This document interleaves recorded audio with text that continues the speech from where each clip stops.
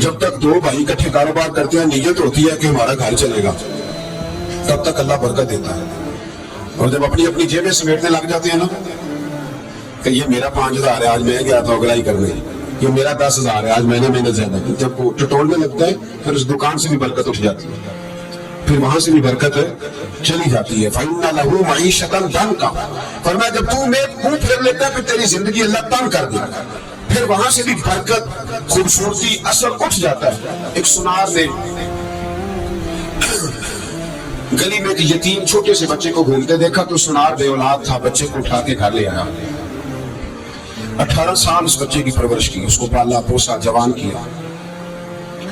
سنار کے پاس وہ دکان پہ چلا جاتا، وہ کئی دفعہ دکان پہ رہتا، کئی دفعہ گھر میں رہتا. ایک دفعہ وہ دکان پہ تھا، بچہ گھر تھا، 18 سال کا جوان. اس کی بیوی اکیلی تھی، وہ جس نے ماں بن کے پالا تھا اس نے اسی پہ حملہ کر دیا، اس کا بازو بری نیت سے تھاما. بیوی چیخی، تھوڑی دیر گزری تو وہ نوجوان پیروں میں بیٹھ گیا، کہنے لگا اماں پتہ نہیں مجھے کیا ہوا. شام کو سنار آیا، بیوی چیخنے لگی، چلانے لگی، کہنے لگی آج عجیب بات ہوئی، جس کو میں نے جگر کا خون دے دے کے پالا اسی نے گندی نظر ڈالی. سنار میں حیرت ہے. بیوی کا خیال تھا کہ لاٹھ اٹھائے گا، ڈنڈا اٹھائے گا، نوجوان کو مارے گا، لیکن وہ رونے لگ گیا.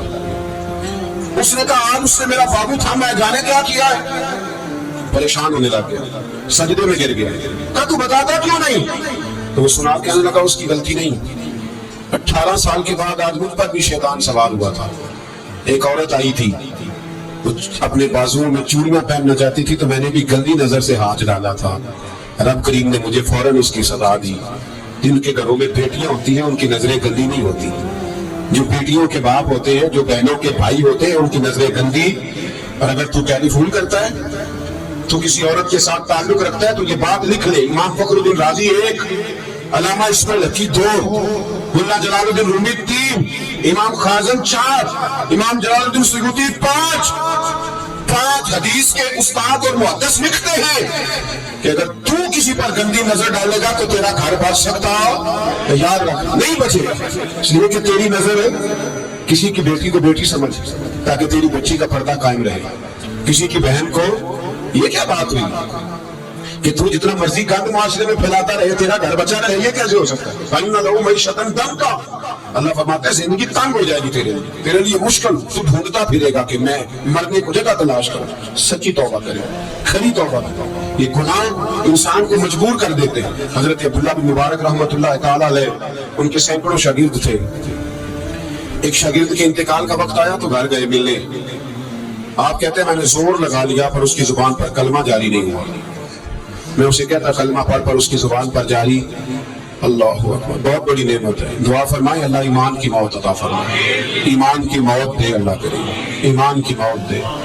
ایسے بھی لوگ دیکھے ہیں، مسجد نبوی ہے، رسول اللہ کا شہر ہے، سر سجدے میں ہے، روح پرواز کر گئی. روح پر کتنا نصیبوں والا ہے، کتنا نصیبوں والا ہے کہ مسجد نبوی میں سر سجدے میں رکھا ہے اور اللہ تبارک و تعالیٰ نے محبوب کے قدموں میں موت عطا فرمائی. تو حضرت عبداللہ بن مبارک کہتے ہیں میں نے اس کو کہا کلمہ پڑھ تو اس کی زبان پہ جاری نہیں ہوتا. میں بار بار کہتا تو وہ منت کرتا، کہتا حضور میں کوشش کرتا ہوں جاری نہیں ہوتا. فرماتے میں پریشان ہو کے اٹھا، ابھی میں دروازے پہ پہنچا تھا، اس نے چیخ ماری اور روح پرواز کر دی. بچے رونے لگے، بیوی رونے لگی. تو میں نے اس کی بیوی سے کہا کہ یہ جرم کیا کرتا ہے، اتنا بڑا پاپی پہ کلمہ جاری نہیں ہوا. اس کی زوجہ کہنے لگی حضرت جی 2 گناہ تھے اس کے. ایک تو یہ شراب کا عادی تھا، روکتی تھی باز نہیں آتا تھا، اور دوسری بات یہ کہ یہ اپنی اماں کا نافرمان تھا. وہ 2 گلیاں چھوڑ کے رہتی ہے، ایک ابھی ملنے نہیں گیا تھا. اس بوڑھی کا کلیجہ اس کی طرف سے بڑی تکلیف میں تھا. حضرت عبداللہ بن مبارک کہنے لگے جا تو بھی دعا کر، اس کی ماں کو بھی کہہ دعا کرے کہ یہاں تو یہ کلمہ نہیں اسے نصیب ہوا، اللہ کرے اللہ آخرت کی منزلیں اس کی بہتر فرما دے. میرے بھائی ایسے گناہ حضرت مالک بن دینار نے توبہ کی. کس طرح؟ فرماتے میں نشے کا عادی تھا، کسی نے مجھے کہا کہ بطور دوائی شراب پی لو تو میں نے پی لی. نشے کا عادی تھا، شراب پیتا تھا. اللہ تعالیٰ نے بڑی منتوں کوششوں کے بعد، منتوں کے بعد ایک بیٹی عطا فرمائی. وہ بھی 2.5-3 سال کی ہوئی تو پردہ کر گئی. کہتے میں اس کی قبر پہ بیٹھ کے گھنٹوں روتا. شراب کا عادی تھا. ایک دن سویا تو خواب دیکھتا ہوں کہ میرے پیچھے ایک بڑا سانپ لگ گیا، اور سانپ جب منہ کھولتا ہے تو انگارہ نکلتا ہے. میں پھر دعا کرتا ہوں اللہ ہمیں معاف فرمائے، اللہ ہم سے درگزر۔ میں کچھ قبرستانوں میں جاتا ہوں تو میں سانپ بچھو پھرتے ہوئے دیکھتا ہوں، ڈر آتا ہے کہ ہم یہاں آنے والے ہیں۔ یہ لوگ کہہ رہے ہیں کہ تمہاری تیاری ہے، کسی وقت بھی اعلان ہو جائے گا کہ چلو بھائی چلو فلاں صاحب کا جنازہ ہے، اٹھو۔ لوگ کہتے ہیں جلدی کرو، اور ایک کونے میں ایک شخص یہ بھی کہتا ہے کہ دیگ بھی رکھ لو، مہمان بڑے جمع ہو گئے۔ اور ایک کونے میں لوگ یہ بھی کہتے ہیں کہ برف ٹھنڈی لے آؤ، لوگوں نے پانی بھی پینا۔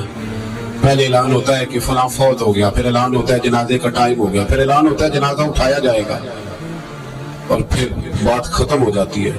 پھر کل من علیہ فان، پھر کوئی نہیں پوچھنے آتا، ختم ہو گیا، قصہ ہی ختم ہو گیا، ان لوگوں کی کہانی مٹ گئی، ختم ہو گئے، بڑے بڑے قد کلا، کوئی پوچھنے والا نہیں۔ موت کا راج ہے، موت کا راج، موت راج کرتی ہے بس، اور کسی کا راج نہیں۔ وہ راج کرتی ہے، کدھر جاتی ہے اسی کا راج ہے، راج کر دیں گے۔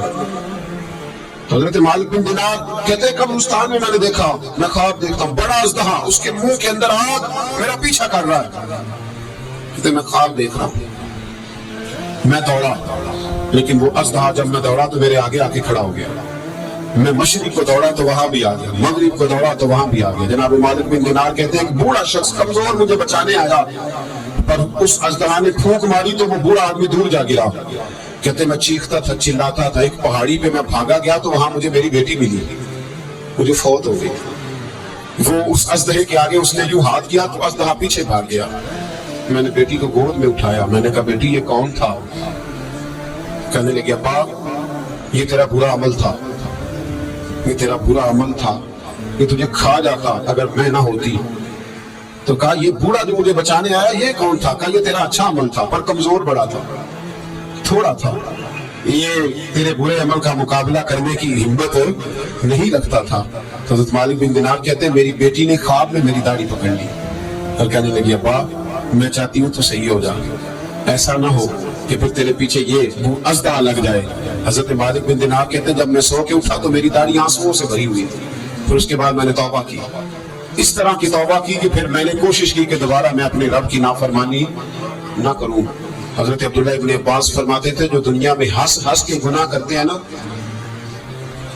ہنس کے جھوٹ ہنس کے بولتے ہیں، ہنس کے لوگوں کی غیبت کرتے ہیں، فرمایا یہ جو تمہیں ہنس کے گناہ کرتے نظر آتے ہیں ان کا رونا قیامت میں دیکھا نہیں جائے گا، ان کے آنسو قیامت میں دیکھے نہیں جائے۔ جو ہنس کے گناہ کرتے پھر روئیں گے، فَلْيَضْحَكُوا قَلِيلًا وَلْيَبْكُوا كَثِيرًا، رب فرماتے ہیں زیادہ رویا کرو کم ہنسا کرو۔ نبی پاک علیہ السلام روتے تو صحابہ کہتے حضور آپ اتنا کیوں روتے ہیں؟ تو محبوب فرماتے جو میں جانتا ہوں وہ تم نہیں جانتے۔ بھائیو قبروں میں اکیلے جانا ہے، کبھی غور کرنا، اکیلے کوئی بندہ ساتھ حساب دینے نہیں جائے۔ اماں بڑا پیار کرتی ہے لیکن قبر میں کبھی کوئی ماں بھی ساتھ دفن نہیں ہوتی، اپنا اپنا حساب دینا مشکل وقت ہے، حساب کر لینا چاہیے، تیاری کر کے رکھنی چاہیے۔ گناہ اگر یہاں ہماری زندگی کو تنگ کریں گے تو وہاں بھی ہمارے لیے مشکلات پیدا کریں گے۔ نبی کریم علیہ السلام نے فرمایا ہے کہ اللہ بڑا مہربان ہے، اللہ بڑا کریم ہے، اللہ بڑا ستار ہے، اور یاد رکھو جب کوئی اس کی ویٹ کو چیلنج کرے، جب کوئی اس کے قانون کو توڑے، جب کوئی اللہ کی اعلانیہ نافرمانی کرے، پھر رب کریم کی غیرت کو، اس کے عدل کو جوش آتا ہے۔